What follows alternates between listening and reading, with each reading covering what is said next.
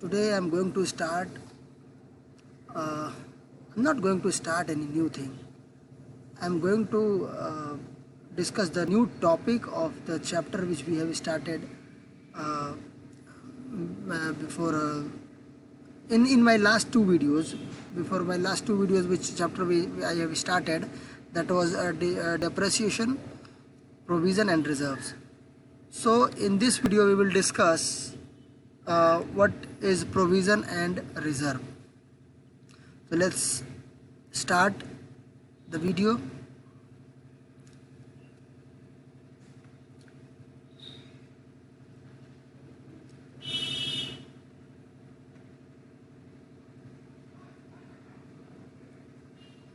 So first thing, that what is provision?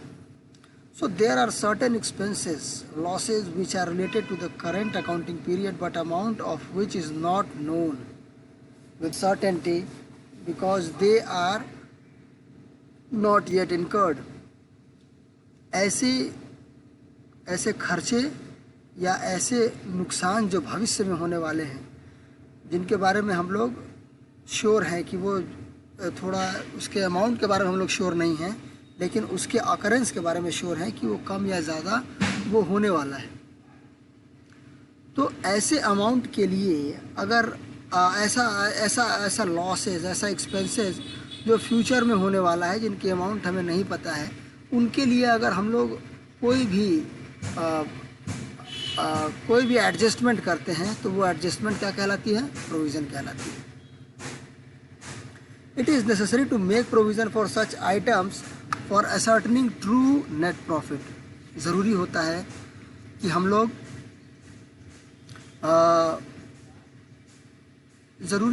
लोग क्या करें? हम लोग नेसेसरी प्रोविज़न्स बनाएं, क्योंकि कई ऐसी चीज़ें हैं जो कि बहुत सारे ऐसे नॉन कैश एक्सपेंसेस हैं जो कि होते हैं हमारे बिजनेस में। हमें दिन ब दिन उनका वो एक्सपेंसेस हम लोग इनडायरेक्टली उनको कर रहे हैं एक्सपेंसेस, लेकिन हमें पता नहीं चलता है because they are non cash expenses. They are we have paid lump sum amount at one time and in coming 10 years we are going to use it slowly. तो ऐसे एक्सपेंसेस के लिए जो नॉन कैश हैं, जो नॉन रिकरिंग नेचर के हैं, जो फ्यूचर में आने वाले हैं, जिनका अमाउंट हमें बिल्कुल भी क्लियर नहीं है, हमें अपनी कंपनी को ऐसे प्रोविज़न प्रोवाइड करने चाहिए जिनकी मदद से हम लोग ऐसे एक्सपेंसेस को वहन कर सकें, को बियर कर सकें और कंपनी के ऑपरेशंस में इसका कोई इम्पैक्ट नहीं पड़े। Okay, example of provision are we can take example provision for depreciation, provision for bad and doubtful debts, provision for taxation. अब क्या है? Provision for repair and renewal. हमें पता है कि डिप्रिसिएशन होने वाला है। एक मशीनरी जिसको मैंने 1 लाख रुपये में ख़रीदा है, पढ़ा भी हम लोगों ने डिप्रिसिएशन के बारे में, और 10 साल तक चलने वाली है। मतलब हर साल 10,000 का नुकसान हो रहा है। लेकिन ऐसा तो है नहीं कि मान लीजिए मेरी बाइक है, वो 1 लाख रुपये की मैंने कोई बाइक खरीदी है और 2 साल 3 साल के बाद उस बाइक में, जैसे अभी नया खरीदा मैंने, तो उसमें 2 चक्के हैं। ऐसा तो है नहीं कि आने वाले टाइम सिर्फ एक ही चक्का रह जाएगा। डिप्रिसिएशन दिखने वाला तो है नहीं। तो डिप्रिसिएशन जो है वो हमें दिखता नहीं है, लेकिन वो हमारे बुक्स में इम्पैक्ट उसका होता है, हिडन इम्पैक्ट होता है, जो कि अपने समय पे जब उसका टाइम पूरा होगा तो हमें उसका एहसास होता है। तो ऐसे बैड एंड डाउटफुल डेब्ट्स, हमें किसी भी डेटर्स पे शक है कि वो हमें पैसा, हमारा 1 लाख रुपया है तो उससे हमें 80,000 रुपया ही मिले, तो वैसे 20,000 रुपये के लिए हम कोई ना कोई प्रोविज़न करके रखते हैं, ताकि वो 20,000 रुपया अगर हमारा लॉस हो आने वाले टाइम में तो उसको एडजस्ट करने के लिए हमारे पास कोई ना कोई प्रोविज़न होना चाहिए, जिसकी मदद से टैक्सेशन का है, टैक्स कम ज़्यादा लगना ही लगना है। रिपेयर्स, मशीनरी काम करेगी, एसेट्स का इस्तेमाल करेंगे तो उनको रिपेयरिंग की ज़रूरत पड़ेगी। तो ऐसे खर्चों के लिए हम लोग, बस हमें अमाउंट जिन खर्चों का नहीं पता होता है उनके लिए हम लोग प्रोविज़न बनाया करते हैं। Little more about provision. It must be noted that the amount of provision for expenses and losses is a charge against the revenue of the current period. तो अभी जो हमारे करंट टाइम में जो हमें जो रेवेन्यू हम लोग उस मशीनरी के इस्तेमाल से जो अर्न कर रहे हैं, जो भी पैसा हम लोग बना रहे हैं, उस पैसे में से हम लोग क्या करते हैं, इन प्रोविज़न्स का क्रिएशन करके इनको धीरे धीरे बनाते रहते हैं, ताकि टाइम आने पर जब हमारा लॉस हो, जब हमारा एक्सपेंस हो, तो ये रिज़र्व जो है हमारा एक तरीके का जो स्टोर किया हुआ पैसा है वो हमें मदद करे। Creation of provision ensures proper matching of revenue and expenses. अब जैसा मैंने कहा कि मान लीजिए मेरे बुक्स में प्रॉफिट आ रहा है 1 लाख रुपए का, और मैंने डिप्रिसिएशन को मैंने काउंट नहीं किया है, लेकिन इतना तो श्योर है ना कि अगर मैंने मशीनरी इस्तेमाल किया है, उस मशीनरी से मैंने प्रोडक्शन किया है, तो उस मशीनरी के लाइफ में थोड़ी सी तो कमी आई होगी due to wear and tear, because we have used it. तो उस यूज़ की वजह से हमारी मशीनरी की लाइफ में तो कमी आ गई, लेकिन हमने उसकी बुक वैल्यू में कोई कमी नहीं की, जिसकी वजह से हमारा प्रॉफिट 1 लाख रुपए दिख रहा है। लेकिन अगर हम कमी करते तो हमारा प्रॉफिट सिर्फ 90,000 रुपये दिखता, तो that becomes our real profit. वो जो 10,000 रुपया है, जो प्रॉफिट है, जिस पे हम लोग टैक्स भी हो सकता है भरे आगे जाके, वो एक्चुअली में प्रॉफिट नहीं है। वो क्या है, वो एक तरीके का नॉन कैश एक्सपेंस है, जिसको हम लोगों ने कंज्यूम किया है लेकिन काउंट नहीं किया है, because it is a non cash, it can not be seen. वो अगर हम लोग बहुत ज़्यादा ऑब्जर्व नहीं करेंगे तो हमें पता भी नहीं चलने वाला। Provisions are created by debiting the profit and loss account in the balance sheet. The amount of provision may be shown either. Provision हम लोग balance sheet profit and loss से हम लोग बनाते हैं। प्रॉफिट एंड लॉस में जो profit हमारे पास होता है उससे ही बनाना है हमें, तो प्रॉफिट एंड लॉस के डेबिट साइड में हम लोग प्रोविज़न का क्रिएशन करते हैं by way of deduction from the concerned asset of the asset. और इसको बैलेंस शीट में कैसे दिखाना है, तो बैलेंस शीट में या तो हम लोग by way of deduction from the concerned asset on the asset side, जिस एसेट से मान लिया डाउटफुल डेब्ट्स का है, तो हम लोग इसको 2 तरीके से दिखा सकते हैं। एक तरीका ये है कि हम लोग इसको जो डेटर्स हमारे बैलेंस शीट में दिख रहे हैं उनमें से डिडक्ट करके दिखा सकते हैं, और दूसरा तरीका ये है कि हम लोग उसको लाइबिलिटी साइड में दिखा सकते हैं। डेटर्स का फुल अमाउंट डेटर साइड में, एसेट साइड में दिखा दिया, और लाइबिलिटी साइड में हम लोगों ने दिखाया कि प्रोविज़न हम बना के रखे हैं डाउटफुल डेब्ट्स के लिए, जब ज़रूरत पड़ेगी हम लोग क्या करेंगे, इस प्रोविज़न को उठा कर डेटर्स में से घटा देंगे। तो दोनों तरीके से हम लोग इनको अपनी बुक्स में दिखा सकते हैं। अब देखते हैं हम लोग रिजर्व्स के बारे में। रिजर्व्स भी आपको बहुत ज़्यादा मिलता जुलता दिखेगा आपके प्रोविज़न के जैसा ही, दोनों लगभग एक जैसे दिखने वाली चीज़ें हैं, लेकिन प्रोविज़न एक नोन खर्चे के लिए होता है, इसका अमाउंट हमें श्योर नहीं होता है, और रिजर्व्स अननोन इसके लिए कंडीशंस के लिए होते हैं। A part of the profit may be set aside and retained in the business to provide a certain future needs like growth and expenses, or to meet future contingencies such as workman compensation. भविष्य में होने वाली growth, मैंने अपनी एक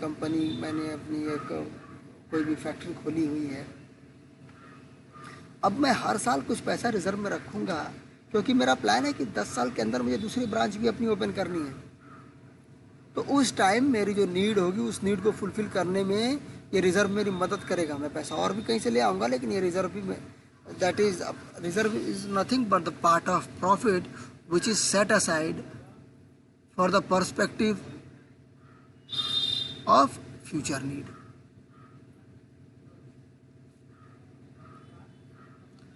Reserves are the appropriation of profit to strengthen the financial position of business.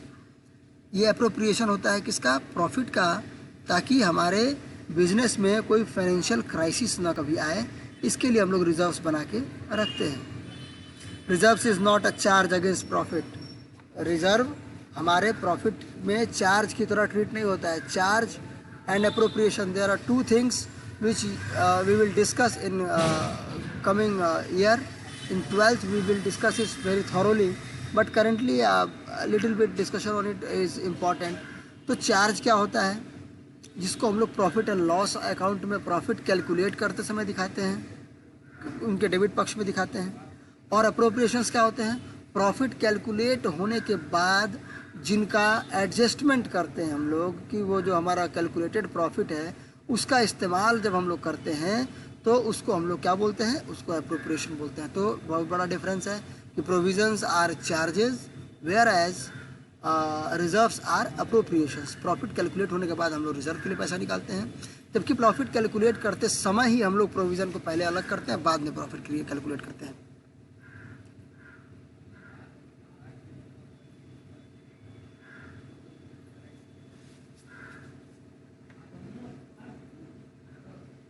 However, retention of profit is in the form of reserve reduces the amount of profit available for distribution among the owner of the business।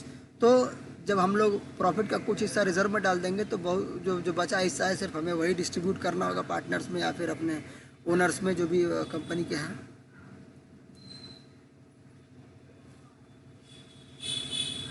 It is shown under the head reserves and surplus on the liability side of the balance sheet.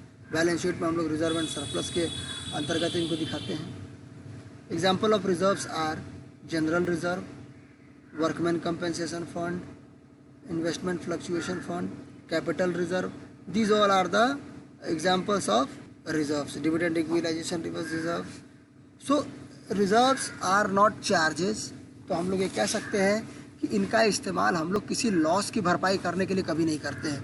ये profit का हिस्सा है, लेकिन ये profit calculation के बाद appropriations होने की वजह से इनका लॉसेस से कोई मतलब नहीं होता है। ये हमारे आने वाली ऑपरेशंस को सुचारू रूप से चलाने के लिए फ्यूचर में हमें इनकी ज़रूरत पड़ती है।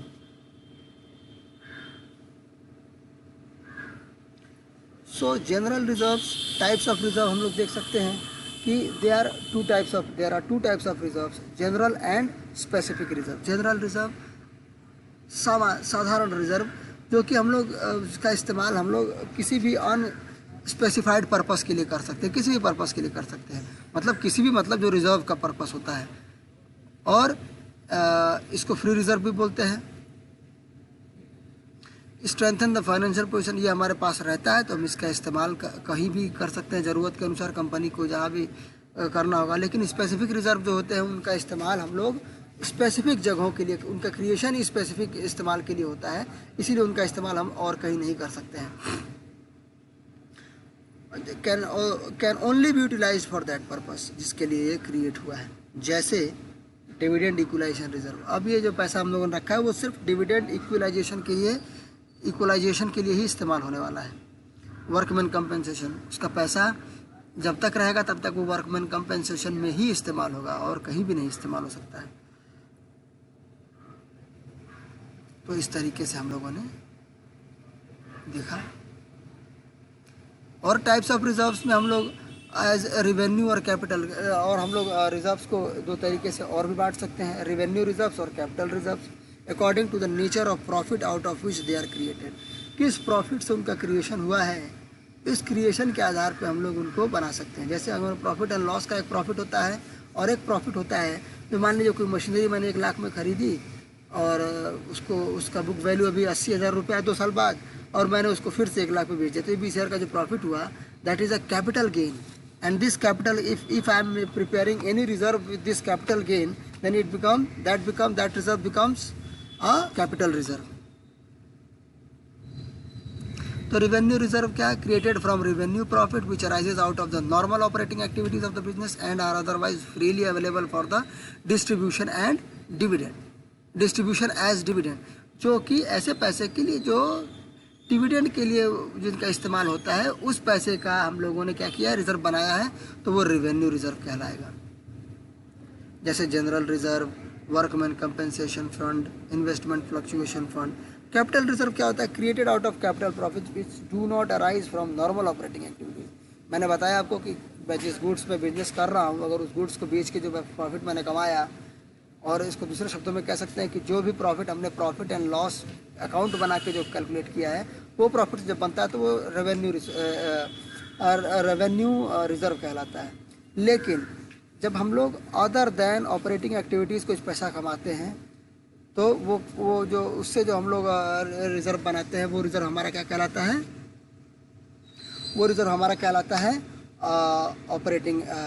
कैपिटल रिजर्व कहलाता है। Such reserves are not available for distribution as, और ऐसे प्रॉफिट को, ऐसे रिजर्व्स को हम ऐसे जिन प्रॉफिट से हम लोगों ने कैपिटल रिजर्व बनाया है, वो डिविडेंड के लिए कभी भी अवेलेबल नहीं होते हैं। जैसे this reserves can be used for writing of capital losses. कोई मशीनरी बेच के मैंने पैसा थोड़ा सा एक्स्ट्रा प्रॉफिट कर लिया था और किसी मशीनरी में मुझे लॉस हो गया तो मैं उसका इस्तेमाल वहाँ पे कर सकता हूँ। जैसे premium on issue of shares और debenture, profit on sale of fixed assets, इन जगहों से हम लोग बनाते हैं क्या, capital reserve. Profit prior to incorporation, company शुरू होने से पहले कुछ प्रॉफिट है तो उसको भी हम लोग कैपिटल प्रॉफिट में रखते हैं।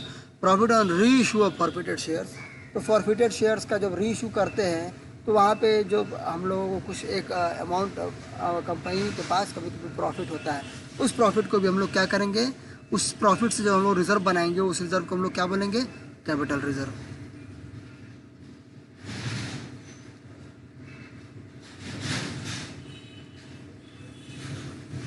चलिए अब देखते हैं difference between revenue and capital reserve, the last topic.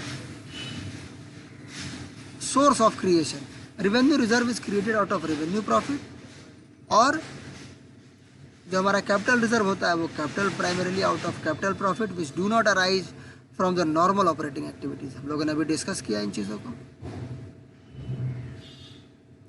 उसके बाद पर्पस क्या होता है, तो revenue reserve is created to strengthen the financial position to meet the unforeseen contingencies और for some specific purpose, whereas capital reserve is created for compliance of legal requirements और accounting practices.